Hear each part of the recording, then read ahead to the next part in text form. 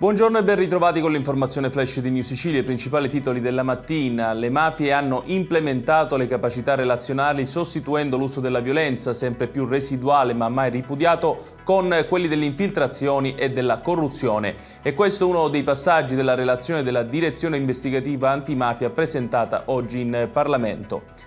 Oggi annunciamo la conclusione del piano straordinario di vigilanza contro il fenomeno dei diplomifici. Queste le parole del Ministro dell'Istruzione Giuseppe Valditara sulle ispezioni all'interno degli istituti paritari avvenute anche in Sicilia. Tante le scuole che perderanno il titolo di parità.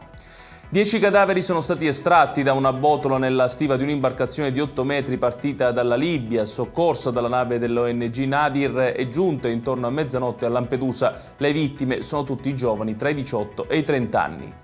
Ennesimo incendio all'interno della discarica di Bellolampo a Palermo. Le fiamme hanno coinvolto una parte dei rifiuti nella settima vasca. Si indaga adesso per comprendere le cause del rogo.